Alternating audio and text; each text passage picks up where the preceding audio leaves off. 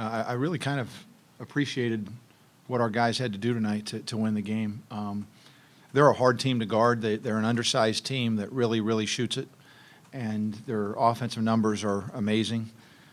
We talked long and hard about defending 2 and 4, and I thought we did a great job on 4. Did an okay job on 2. He got to the foul line quite a bit. Fortunately for us, he didn't convert as many as he normally does. Jackson got us. 22 got us a little bit more than we were hoping he would. But I thought that we played the game sort of how we had to play it. And Jamel was terrific. Ryan was obviously terrific. But, for me to look up and see that we held him to, low 40s in the second half. And then, of course, on our offensive end, if the only complaint I have is we just turn the ball over too much, and we've been doing a good job of taking care of it. They were packed in. They were really, really packed in, and we were trying to take it out of set defense too much. And in the second half, when we moved it, we got really open shots, and I mean, you don't go 14 for 18 if you don't get some pretty good looks. So I was proud of how we had to kind of grind that game and to win. And they were going to make sure that Mike didn't get a bunch of shots, and so that's why we shot layups. And Mike was unselfish and got rid of the ball and found guys, and then guys did good things with it. You said before this game, Kevin, that coming off of finals week, you never really know what to expect from your teams. And that's in this venture over the course of your career. I mean, was how your team looked tonight similar to anything you've ever seen from any of your teams? Oh, I'm sure that it's been similar because, I mean, this is a bunch of final weeks, 23 or 4 or 5, or a lot more than that if you take when I was an assistant. But I thought, I don't really want to get specific about this, but I saw something in warm-ups today before the game that kind of gave me an alert that 1 or 2 of our guys were less than full. I don't know if that was finals. I don't know if it was what it was, but I could tell in warm-ups that we had a guy or 2 that was about a quart low, and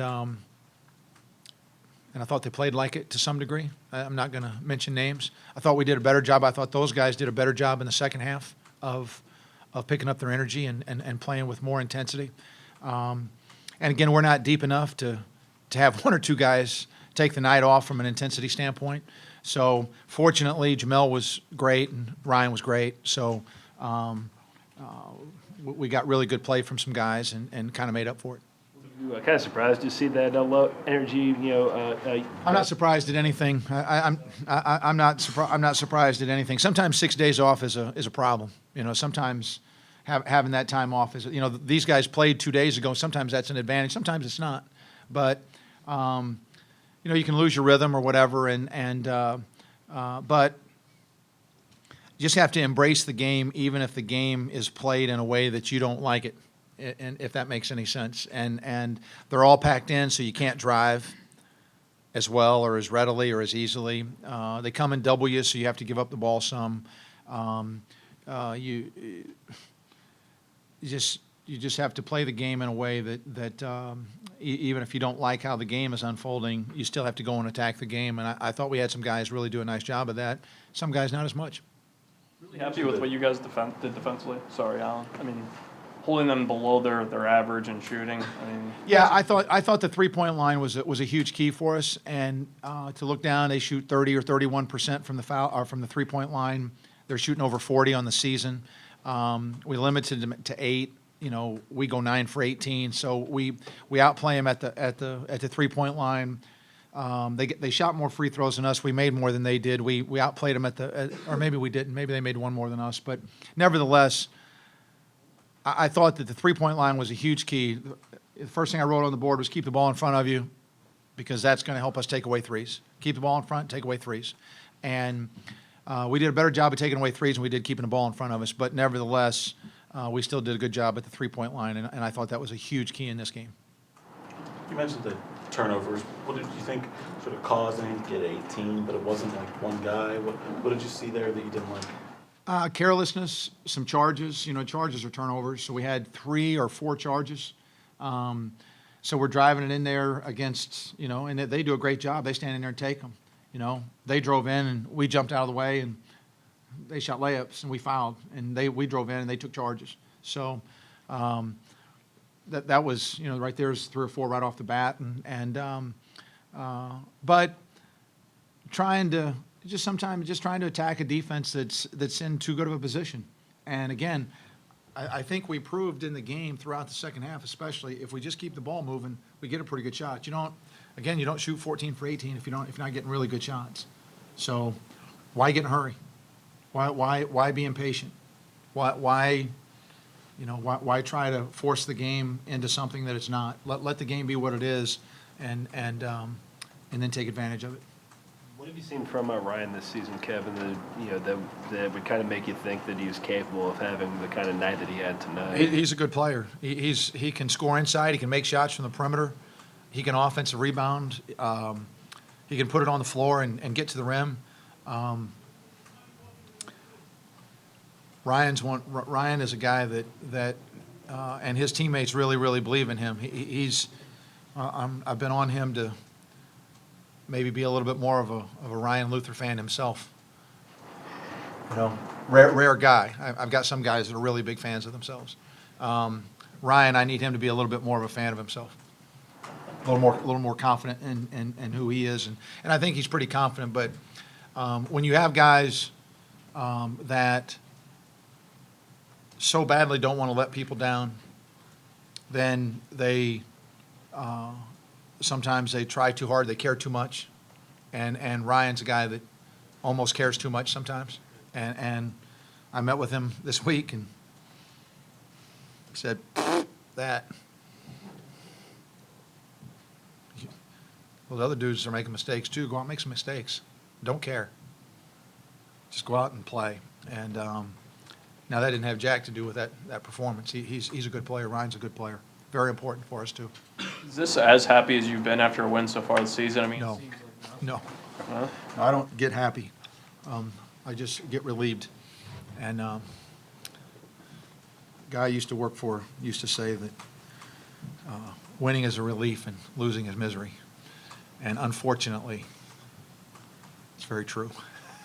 So, I probably felt better after the Maryland win. We went on the road and won a tough game, but I was pleased with how we fought tonight. I was pleased. We had to grind. It was a grind, and I kind of like it. I like it. I'd love for them to be pretty and be up, 45-22 at halftime all the time. I like those.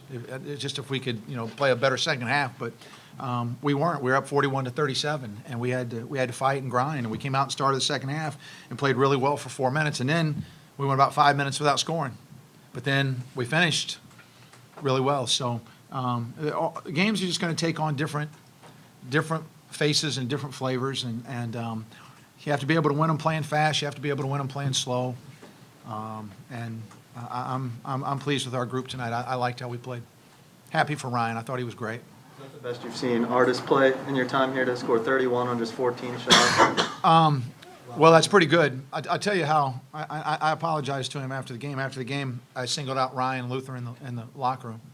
I said, Ryan, way to play, man. Everybody gave Ryan round of applause. Got the stat sheet, looked down. Jamel's got 31. I had no idea. I went back in the locker room. I said, hey, Jamel, sorry. Come here for a second. I said, I apologize, man. You scored 31. Coach didn't even say anything about you. So Jamel looked at me and said, it's cool. So, You got you off the hook then? what's that? He got you off the hook? Oh, he let me off the hook. Jamel's good. Jamel and I are good as long as he doesn't turn the ball over. Would you say it was like a quiet 31 then in a way if you didn't even notice it really? I noticed him, but I didn't know he had 31. He's just a good player. I mean, he and Mike just they score 30, and I mean Mike had 29 against Penn State the other day, and went in the press room and said, I was okay, and he's right. He was okay. He had 29 and 9, and he was okay. I mean, he was solid, but he was not great. And I mean, one of those guys that get 40. I mean, they're good. those two guys are good. So. Sorry, Wait, that's cut you out right. there. I was just rambling. What did Rice do differently defensively against Mike, than what some other teams have maybe tried? They were all packed in. They were 5 guys. It was like 4 guys were in the lane and 1 guy was sort of near the ball. And whenever Mike got it, just a crowd. Anytime a second guy could get to him, even a third guy, they were just going and crowding him and making him give it up. And it's a little frustrating to play that way when you're that guy. But I hope, not counting on this, but I hope that he goes home and derives some satisfaction from the fact that, we were 14 for 18 in the second half. Well, we don't shoot layups if he's not getting the ball out of double team and the ball's going pop, pop, pop, layup. And so fortunately tonight, they kind of picked their poison and said, okay, Mike's not going to beat us, and Jamel and Ryan did. And so, and good for Mike, because he had a few turnovers, but as soon as he stopped trying to do too much, then he started making us get a bunch of easy shots. And it wasn't always his assist. It was sometimes we call it a Gretzky. He threw it to the guy who threw it to the guy.